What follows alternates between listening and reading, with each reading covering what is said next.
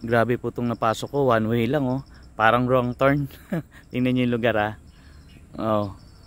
Ayan, may malaking bundok, mataas, bato, bundok na bato. Tapos yan yung dadaanan natin. Tapos nakakita kasi ko na ngayon, hindi ko alam kung prutas o gulay ang tawag dyan. Ang ganda kasi ng lugar, syempre titikman natin bunga nyan. Nakakita ko kasi malinis, ayan. Sa gilid ng pader na bato, yung mataas na bundok. Nakakita tayo ng gulay dyan, mas maganda sana. Pero ito, tikman natin to.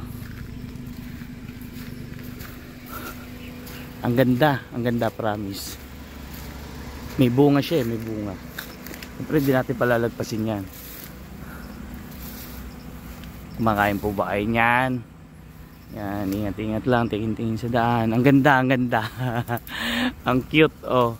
Kasi ang kinagandahan kasi nito, nasa bundok siya. Ayun, oh, ito pala, nawakan ko lang. Oh, di ba? Oh, alam niyo yan. Nawakan ko lang. Nandito kasi siya sa may panan ng bundok, nanalaanan ko lang. Ito, alam niyo to?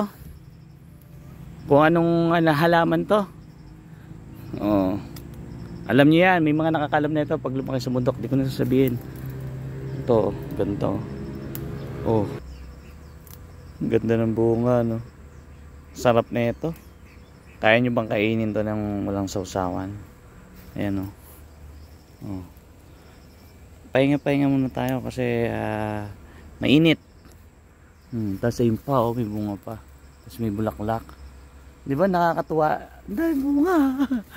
Nasa gilid lang kasi ng ng dinaanan ko. Ewan ko kung merong may-ari ng bundok na yan. Ayan o. Sino kaya may-ari ng bundok na yan? Humingi lang ho ko ng kamyas ha. Nasa gilid lang naman ng daan. Maraming namay dito ah. Tapos merong bato. Mukhang ito pala tandaan ah.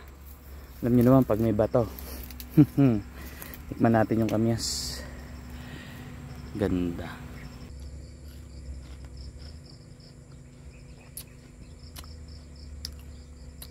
Tamis siya. Tamis. Tamis na tamis. Asim. Dahil bunga. Nakakatuwa yung puno.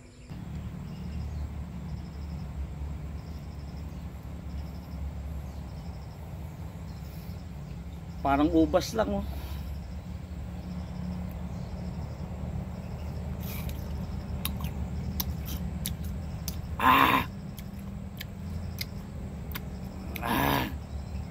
Parang mas maasim tong kamyas na to sa huling kinain ko.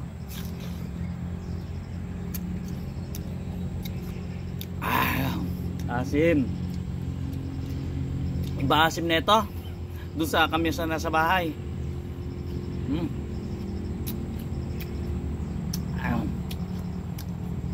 Asim, iba asim. Sarap po.